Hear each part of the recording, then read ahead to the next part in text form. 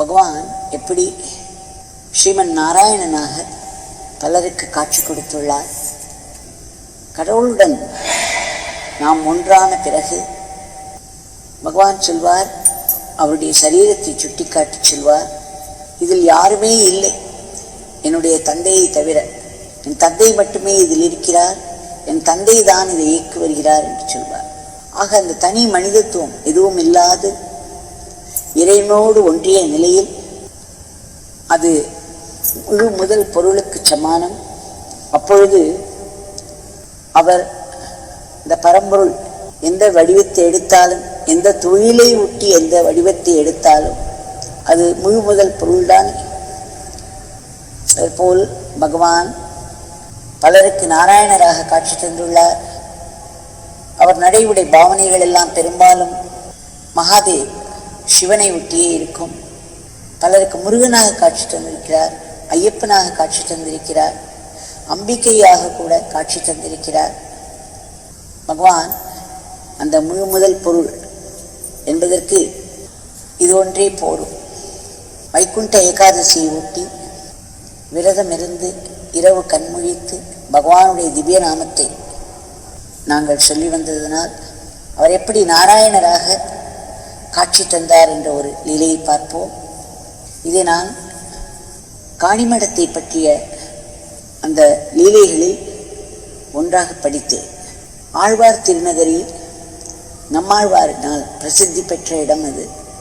அங்கு இருக்க அந்த ஜீயர் அவர்களுடைய துணைவியார் திருமதி ஜெயா அவர்கள் மகாவிஷ்ணு பக்தை, நாராயணனிடம் பெரும் பக்தி பூண்டு அவர் நாமத்தை சொல்லி வருபவர். அவருக்கு ஒரு நாள் கடவில் ஒரு காட்சி, ஸ்ரீமன் நாராயணன் அவருக்கு காட்சி கொடுத்து சொன்னாராம், நான் இங்கே அருகிலேயே காணிமடம் என்ற ஒரு இடத்தில் யோகி ராம் சரத்குமார் என்ற சிலை வடிவத்தில் வந்துள்ளேன். அங்கு வந்து என்னை நீ தரிசனம் செய், உனக்கு அங்கு விஸ்வரூபம் காட்டித் தருகிறேன் என்று சொல்லி மறைந்து விட்டாராம். மகாவிஷ்ணுவின் பக்தியான திருமதி ஜெயா அவர்களுக்கு ஒன்றுமே புரியவில்லை. இங்கிருந்து சற்று தொலைவில் காணிமடம் என்று ஒரு இடம் இருக்கிறதாமே, அதை பற்றி அவர் கேள்விப்பட்டதும் இல்லை. அங்கு அந்த மாதிரியான ஒரு மூர்த்தி இருக்கிறார் என்பதும் அவருக்கு தெரிந்திருக்கவில்லை. அதனால் பலரிடம் விசாரித்து கடைசியில் அவர் அங்கு வந்து சேர்ந்தார். அவர் அங்கு வந்து சேர்ந்த அந்த நாள் பௌர்ணமி நாள். அங்கு பகவானுடைய அது முதல் முறையாக பகவான் அதை கோவிலாக்கினார். அதற்கு முன்பு வந்தது ராம்ஜி ஆசிரமம், குமார கோவிலில் ராம்ஜி ஆசிரமமாக அவருடைய சக்தி பரிணமித்தது. ஆனால் அங்கு பகவானுடைய படத்தையை தான் வைத்து அவர்கள் வழிபட்டு வந்தார்கள். இப்பொழுதும் அந்த மாதிரி வழிபட்டு வருகிறார்கள். அடுத்து தோன்றிய காணிமடத்தில் முதல் முறையாக பகவானே அங்கு கற்சிலை வைத்து வழிபட வேண்டும் என்று அறிவுறுத்தினார். அதன்படி அங்கு பகவான் அந்த கற்சிலையில் ஆவிர்பவித்து பெரும் அருள் வழங்கி வருகின்றார். அந்த மூர்த்தியை தான் ஸ்ரீமன் நாராயணன் குறிப்பிட்டார்.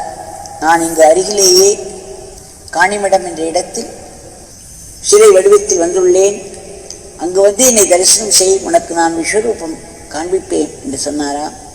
அவர் உடனே உணர்ச்சி வசப்பட்டு பலரிடம் கேட்டு கேட்டு தெரிந்து கொண்டு அந்த காணிமடத்தில் நுழைகிறார். அன்றைக்கு பௌர்ணமி தினம். அங்கு பகவானை சுற்றி சுற்றி அவர்கள் நாம சங்கீர்த்தனம் அகண்டமாக செய்வது வழக்கம். அந்த நாம சங்கீர்த்தனம் நடந்து கொண்டிருக்கிறது. இப்பொழுது இந்த பெண்மணி உள்ளே நுழைந்தார். அங்கு இருப்பவர்களுக்கு அவர் யார் என்று தெரியாது. அவருக்கும் அது அந்த இடமோ அந்த பகவானுடைய மூர்த்தியோ பரிச்சயம் கிடையாது. ஆயினும் சுற்றி சுற்றி நாமம் சொல்லி கொண்டு வந்தவர்கள் பார்க்கிறார்கள். திடமென்று ஒரு பெண்மணி நுழைந்து பகவானுடைய சிலாமூர்த்திக்கு முன்பு மண்டியிட்டு அமர்ந்து கதறி அழுகிறார். அவர் கனவில் வந்து சாக்ஷாத் ஸ்ரீமன் நாராயணன் இந்த மாதிரியான ஒரு வடிவத்தை சொல்லியிருக்கிறார். அதை அவர் கண்டுபிடித்து விட்டார் அல்லவா. அவருக்கு பெரும் உணர்ச்சி வெள்ளத்தில் இருந்தார். அந்த மூர்த்தியை கண்டவுடன் அந்த கனவு அவருக்கு நினைவாயிற்று. அவர் பகவானுடைய விஸ்வரூபத்தை கண்டாராம். இவர் அந்த பெண்மணி திருமதி ஜெயா அவர்கள் ஜீயரின் துணைவியார், நாராயண பக்தை. அவர்களை அவருடைய பக்தியானது இழுத்து வந்து காணிமடத்தில் சிலாரூபத்தில் இருந்த நம்முடைய பகவானின் காலடியில் கொண்டு சேர்த்தது. அவர் கதறி கதறி அழுகிறார். ஏனென்றால் அவருக்கு விஸ்வரூப காட்சி கிடைத்தது. அவர் கனவில் ஸ்ரீமன் நாராயணன் சொல்லியது போலவே விஸ்வரூபம் விஸ்வரூபம் என்று சொல்லி சொல்லி அவர் அழுதார். இந்த அழுகை ஆனந்த அழுகை, ஆனந்த கண்ணீர். இதுபோல் ஸ்ரீமன் நாராயணனாக பகவானை பார்த்தவர்கள் இருக்கிறார்கள். இது முற்றிலும் வித்தியாசமான ஒரு நிகழ்ச்சியாக இருப்பதனால் இதை சொன்னேன். பகவானோடு பழகிய நாங்கள் எல்லோருமே அவரை பல ரூபங்களில் கண்டிருக்கிறோம். அவரை சாட்சாத் ராமனாகவே கண்டிருக்கிறோம், கிருஷ்ணனாகவும் கண்டிருக்கிறோம். சில நாட்களுக்கு முன்பு நான் சொன்னேன், எப்படி அப்பனையங்காருக்கு அவர் பாலகிருஷ்ணனாக காட்சியளித்தார் நம்முடைய பகவான் என்று. நான் அவரை ஸ்ரீமன் ராமனாக பார்த்திருக்கிறேன். ஒரு ராம நவமி என்று பகவான் படுத்திருந்தார். மிகவும் விடியற்காலை நேரம், ஒரு 2-2:30 மணிதான் இருக்கும். அன்றைக்கு ராமநவமி என்று கூட எங்களுக்கு தெரியாது.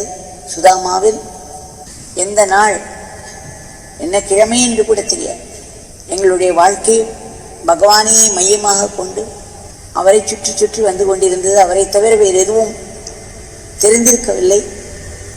அந்த நிலையில் அங்கே 2:30 மணிக்கெல்லாம் நாங்கள் எழுந்து விடுவது வழக்கம். பகவான் படுத்துக் கொண்டிருந்தார். அப்பொழுது அவரை சுற்றி ஒரு பச்சையும் நீலமும் கலந்த ஒரு நிறம், அந்த நிறத்தில் ஒரு ஒளி அவரை சுற்றி இருந்தது. அந்த ஒளியினால் அவருடைய சரீரமே அந்த பச்சை நிறமாக காட்சியளித்தது. அன்றைக்குத்தான் நான் தெரிந்து கொண்டேன், பச்சை நிறத்தில் ராமர், பச்சை மாமலை போல் மேனி என்று சொல்கிறார்களே, நீலவண்ண கண்ணன் என்று. அவர்களுடைய அந்த உடலின் சருமத்தின் நிறம் அல்ல அது. அவர்கள் எல்லோரையும் போலத்தான் இருந்திருக்கிறார்கள்.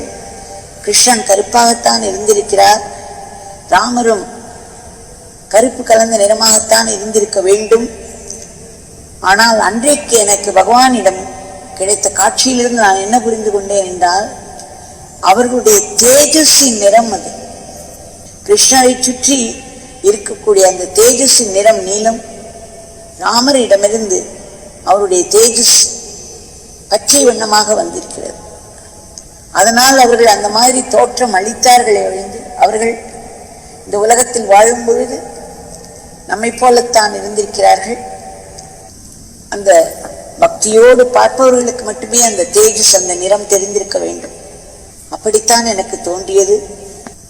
நெடுஞ்சான் கிடையாக அந்த சயன கோலத்தில் ஸ்ரீராமரை நான் பார்த்தேன். இதை மாதிரி எத்தனையோ பக்தர்களுக்கு எத்தனையோ காட்சிகள். நம்முடைய இடத்திற்கு அந்த மாதிரியான விவரங்கள் வரவில்லை, அதனால் நமக்கு தெரியவில்லை. ஆனால் கண்டிப்பாக பகவானிடம் பக்தி பூண்டவர்களுக்கு வெவ்வேறு நிலைகளில் வெவ்வேறு காட்சிகள் கிடைத்திருக்கும். அப்பேற்பட்ட பொருள் அவர், பரம்பொருள். அதனால் நமக்கு நம்முடைய பகவான் யோகி ராம் சரத்குமார் தான் மகாவிஷ்ணு, அவர்தான் மகாதேவர், அவர்தான். எத்தனை மூர்த்திகள் உண்டோ அத்தனை மூர்த்திகளும் அவர்தான். அவருடைய நாமத்தை நாம் சொல்லிக் கொண்டிருந்தாலே ஒரு கடலில் அத்தனை நதிகளும் வந்து சேர்கிறேன் அல்லவா. ஒரு குருவானவர் அந்த கடலுக்கு சமமானவர். அவர் எந்த ஒரு உருவத்திலும் அவரவர்கள் பார்க்கும் வண்ணம் காட்சி தருகிறார். இன்னொரு நிகழ்ச்சி, எல்லோருக்கும் மிகவும் தெரிந்த நிகழ்ச்சி, மிகவும் பேசப்பட்ட நிகழ்ச்சி. இதை நாமும் பார்த்திருக்கிறோம். திரு பெருமாள் ராஜு ஐயா கிருஷ்ணகிரி அவர்கள் பகவானிடம் சன்னதி தெருவில் வந்திருந்த பொழுது திருப்பதி போக வேண்டும், அதற்கு உத்தரவு வாங்க வேண்டும் என்றுதான் பகவானிடம் வந்திருந்தார். பகவான் அதை கேட்ட பிறகு அவருடைய பாக்கெட்டில் கையை விட்டு, திரு பெருமாள் ராஜு ஐயா என்னிடம் சொன்னது 10 பைசா என்று. சிலர் அதை 1 ரூபாய் என்று எழுதுகிறார்கள். ஆனால் என்னிடம் அவர் அப்படித்தான் சொன்னார். அந்த பைசாவை அவருடைய பாக்கெட்டில் கையை விட்டு மெனக்கெட்டு அந்த 10 பைசாவை எடுத்து பெருமாள் ராஜு ஐயா அவர்கள் கையில் கொடுத்து, நீங்கள் அங்கே வெங்கடாச்சலபதிக்கு உண்டியல் இருக்கும் அல்லவா, அதில் போடுங்கள். ஆனால் போடும் தருணத்தில் வெங்கடாச்சலபதியை இந்த திருவண்ணாமலை இருக்கும் இந்த பிச்சைக்காரன் யார் என்று கேளுங்கள் என்று சொல்லி அனுப்பினார். அதே போல் திரு பெருமாள் ராஜு ஐயா அங்கு சென்ற பொழுது அங்கு வெங்கடாச்சலபதி தரிசனம் முடித்து அவர் திரும்பும் பொழுது அங்கிருந்த குண்டியலை பார்த்தார். உடனே பகவான் கூறியது ஞாபகம் வந்தது. வேகமாக அதை அணுகினார். அவர் அதை அணுகும் பொழுதே அவருடைய உடலில் அதிர்வலைகள் வர ஆரம்பித்தன. அவரை சுற்றி பெரும் அதிர்வலைகள். அந்த அதிர்வலைகள் சிறிது நேரத்தில் இன்னும் சற்று பலம் பெற்றுக்கொண்டே இருந்தன. அவர் அந்த காசை அந்த உண்டியலில் போடும் முன்பு வெங்கடாச்சலபதியை மனதில் நினைத்து அவரை வணங்கி, அங்கு திருவண்ணாமலையில் இருக்கும் சுவாமிஜியார் அவருக்கு பிச்சைக்காரன் என்று சொல்ல மனமில்லை, இப்படித்தான் எனக்கு ஸ்ரீ பெருமாள் ராஜு ஐயா சொன்னார். அந்த திருவண்ணாமலையில் இருக்கும் அந்த சுவாமிஜி யார் என்று கேட்டாராம். என்று கேட்டு அந்த காசை அதில் போட்டாராம். அப்பொழுது அதுவரையிலும் அவரை சுற்றி சத்தமின்றி ஒலியின்றி இருந்த அந்த அதிர்வலைகள் திடும் என்று சற்று ஒலியோடு கூடிய பெரிய அதிர்வலைகள் ஆகி, அதன் பிறகு அதிலிருந்து ஒரு சத்தம், ஒரு தெளிவாக ஒரு வடிவத்தோடு நேனுதா நேனுதா நேனுதா நேனுதா நேனுதா என்று எதிரொலி போல் அவருடைய காதிற்கு கேட்டதா. நேனுதா என்றால் மைசெல்ஃப், அந்த தெலுங்கு வார்த்தைக்கு மைசெல்ஃப் என்ற அர்த்தம். அப்படித்தான் பெருமாள் ராஜு ஐயா கணித்தார். பிறகு வெளியே வந்து கடிதம் எழுதி போட்டார் பகவானுக்கு. இந்த மாதிரி நீங்கள் சொன்ன மாதிரி நான் கேட்டேன். அப்பொழுது பெரும் அதிர்வலைகள் வந்தன. அந்த அதிர்வலைகள் எல்லாம் சிறிது நேரத்தில் ஒரு ஒலியாக ஒலிக்க ஆரம்பித்தது. அதில் நேனுதா என்ற வார்த்தையை நான் கேட்டேன். திரும்ப திரும்ப திரும்ப அது நேனுதா நேனுதா நேனுதா என்ற பதில் திரு வெங்கடாச்சலபதி அவர்களிடமிருந்து அதிர்வலைகளாக எனக்கு வந்தது என்று எழுதி போட்டாராம். அதற்கு அர்த்தமும் அவர் மைசெல்ஃப் என்று எழுதி போட்டாராம். அதன் பிறகு பெருமாள் ராஜு ஐயா அவர்கள் பகவானை தரிசிக்க சன்னதி தெரு வீட்டுக்கு வந்த பொழுது கையில் பகவான் சரியாக அந்த கடிதத்தை வைத்திருந்தார். பிறகு மறுபடியும் கேட்டார் பெருமாள், இந்த வார்த்தை நேனுதாக்கு அர்த்தம் என்ன என்று கேட்டார்.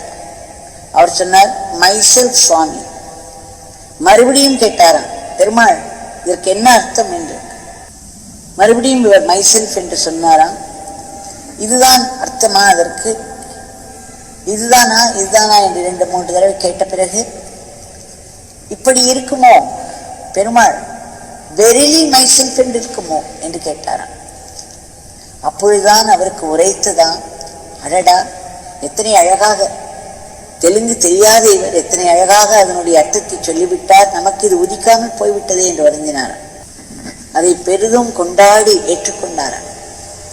எத்தனை அழகாக, நானேதான், நான் தான் என்று கூட இல்லை, அது நானேதான் என்று வந்தது. ஆக திரு வெங்கடாச்சலபதி அவர்கள் அங்கு சிலை ரூபமாக இருந்தாலும் சாநித்தியத்தோடு இருக்கும் அந்த மூர்த்தி அன்றைக்கு பேசிற்று. என்ன பேசிற்று? திருவண்ணாமலையில் நடமாடிக்கொண்டிருக்கும், தன்னை பிச்சைக்காரன் பிச்சைக்காரன் என்று சொல்லிக் கொண்டிருக்கும் அந்த திருவண்ணாமலை மகான் வேறு யாரும் இல்லை, நானேதான் நானேதான் நானேதான் என்று உறுதி கூறினார். இப்படி பல நிகழ்ச்சிகள் மிகவும் அதிசயமானவை, அற்புதமானவை, உண்மையை நமக்கு உரைப்பவை. அந்த பகவானைத்தான் நாங்கள் மகாவிஷ்ணுவாகவும் கொண்டாடி அவருடைய நாம சங்கீர்த்தனத்தை இரவு முழுவதும் சொல்லிக் கொண்டிருந்தோம். விடிய விடிய அத்தனை ஒரு சக்தியோடு இருந்தது. எங்களுக்கு மிகவும் அற்புதமாக அமைந்தது. அந்த பகவான் இதோ நம் முன்னே இருக்கிறார்.